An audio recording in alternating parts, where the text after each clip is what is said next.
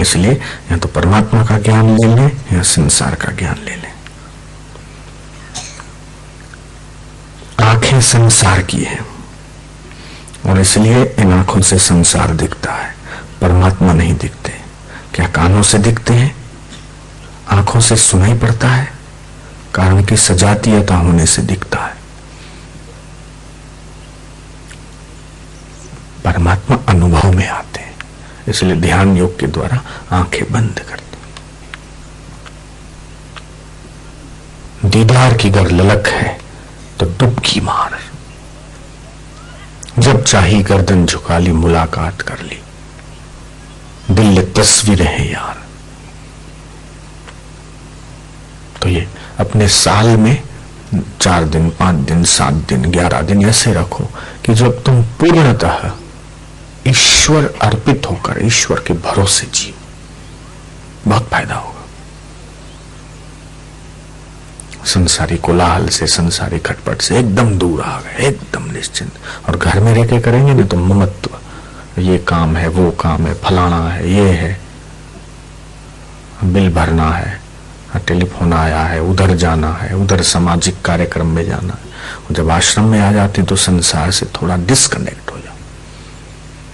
जिसको एक दिन छोड़ना है उसको तुम साल में 4 दिन, 5 दिन, 6 दिन छोड़ दो, क्या है, एक दिन तो छोड़ना है ही है।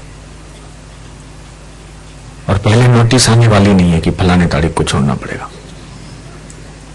अचानक जाना पड़ेगा। सरकारी नोटिस आती है ना, भाई तुमको ऐसा करना पड़ेगा, वैसा। ऐसा मृत्यु नोटिस नहीं भेजेगी। कब बीमार हो गया, कब एक्सीडेंट हो गया, कई लोग चलते चलते मर जाते हैं, एकदम भले चंगे हट्टे कट्टे। एक लाइफ इंश्योरेंस कंपनी का मेन आदमी था बॉम्बे में। हम जब छोटे थे, बापूजी का बॉम्बे में सत्संग हुआ था, तो निवास उसी जगह पे था।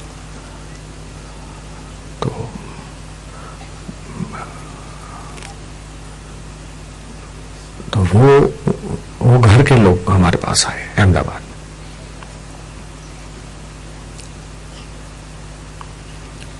तो बोले रात को 9 बजे खा पी के सेठ सोए और सुबह दरवाजा बंद ही बंद।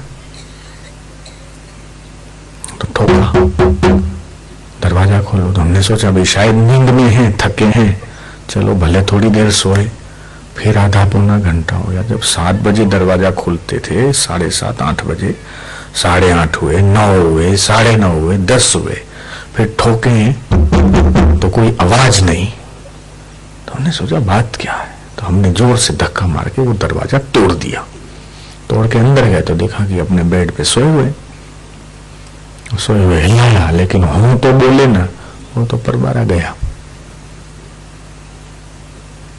कोई बीमारी नहीं, कुछ तकलीफ नहीं, कोई गोली नहीं, हट्टे कट्टे भले चंगे। वो दूसरों का इंश्योरेंस करते थे, उनका इंश्योरेंस कौन करेगा? जयनंद जी की। वो एजेंट बनाते थे दूसरों को। बीमा नहीं था, बीमा जो कराते, तो वो दूसरों को एजेंट बनाते थे और वो एजेंट फिर और आगे बढ़ते थे। वो बड़ी अच्छी पोस्ट थी उनकी।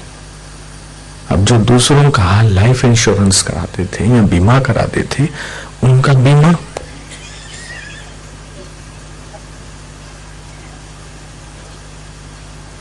तो मृत्यु बेशर्म है और इसमें किसी की कुछ चलती नहीं और सभी के साथ एक डंडे से व्यवहार करती। मृत्यु सबके साथ एक ही प्रकार का डंडा वापरती। तो जो 2 बातों को नहीं बोलता, एक ईश्वर को नहीं भूलता है, एक मृत्यु को नहीं भूलता। 2 बातन को भूल मत, जो चाहे कल्याण। नारायण एक मौत को दूजो श्री भगवान।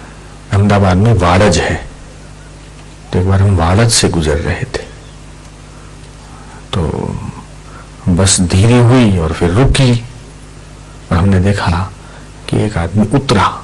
वो ठीक से उतरा, उतरने में उसने गलती नहीं की। उतर के वो 2 कदम चला, 3 कदम, और 3 कदम चला और उसके हाथ में एक थैली थी, वो थैली भी गिर गई और उसके साथ वो भी गिर गया। तो जो लोगों ने देखा तो वो मरा हुआ था। बड़ौदा में एक चित्रकारी की शिक्षक थी।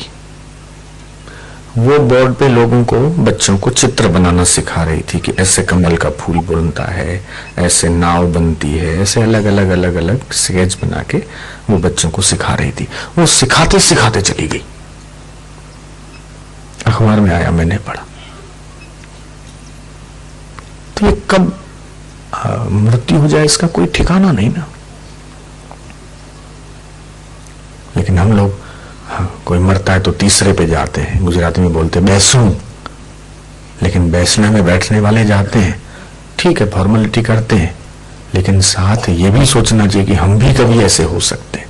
तो बोले वो मरा है ना, हम थोड़ी मरेंगे, हम तो अभी बहुत साल जीने वाले हैं। बैसने में बैठ के आने के बाद भी जो विवेक और वैराग्य जगना चाहिए वो नहीं जगता है।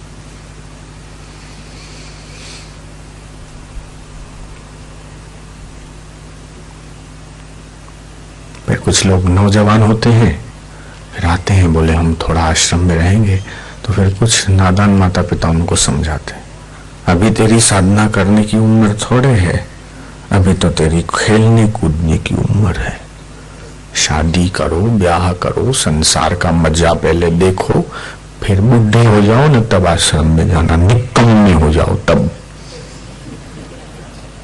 સંસારના કોઈ કામના ના રહો ને બધું સંસારનું જોઈ કરી પરવારીને બધા સુખ આરામ ભોગવી પછી જ્યારે કોઈ કામના ના રહો પછી જજો आश्रमમાં। तो ये निकम्मे लोगों का आश्रम नहीं है जयराम जी की, और भगवान भी निकम्मे लोगों का नहीं। जब शरीर बलवान हो, इंद्रियां ठीक हो, काम करने की शक्ति हो, तब अपने मन को भगवान में लगाओ, तब करो। जब एकदम फालतू हो जाओ, फ्री हो जाओ,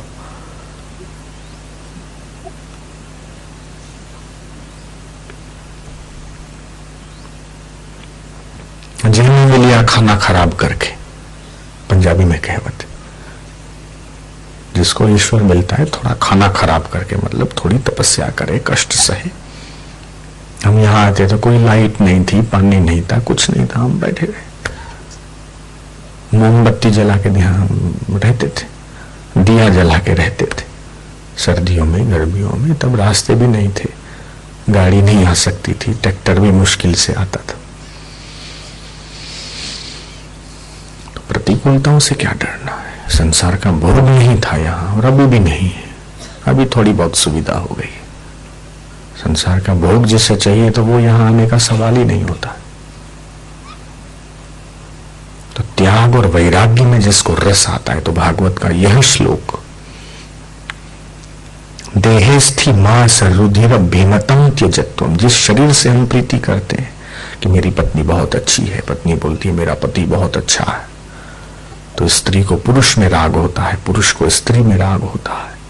अगर एक दूसरे में राग नहीं होता तो अपने ही शरीर में राग होता है कि देखो मैं कितना अच्छा लगता हूं। तो ये भी एक राग है, लेकिन विवेक से देखो कि जिस देह को तुम अच्छा बोल रहे हो उसके अंदर क्या है। उसके अंदर हड्डियां है, मल है, मूत्र है, थूक है, लीट है, और भी बहुत सारी गंदगी भरी पड़ी है इस शरीर में। देहेस्थि मांस रुधिर भीमतम त्यजत्वम, उसके अंदर जो मेरापन है ना, कि यह मैं हूं, बाहर से बोलोगे यार ठीक है, लेकिन भीतर से ये आंख विवेक की खुली रहनी चाहिए कि ये जो दिख रहा है वो बदल रहा है। छोटे थे तो अलग रख लेते, फिर थोड़े बड़े हुए तो अलग लग रहे हैं, तो इसमें तो चेंजिंग है, परिवर्तन। इसके प्रति अटैचमेंट, आसक्ति, इसको खत्म करो। जाया सुतादिशु सदा ममताम विमुंच, निभाओ अपना कर्तव्य। पति हो तो पति के नाते, पत्नी हो तो पत्नी के नाते, पिता हो तो पिता के नाते। तो जो फर्ज है, जो कर्तव्य, उस कर्तव्य को निभाना है। लेकिन जो ममता हो जाती है ना, वो ममता न रहे। इसके बिना नहीं रह सकता, हम उसके बिना नहीं रह सकते, हम उसके बिना नहीं रह सकते।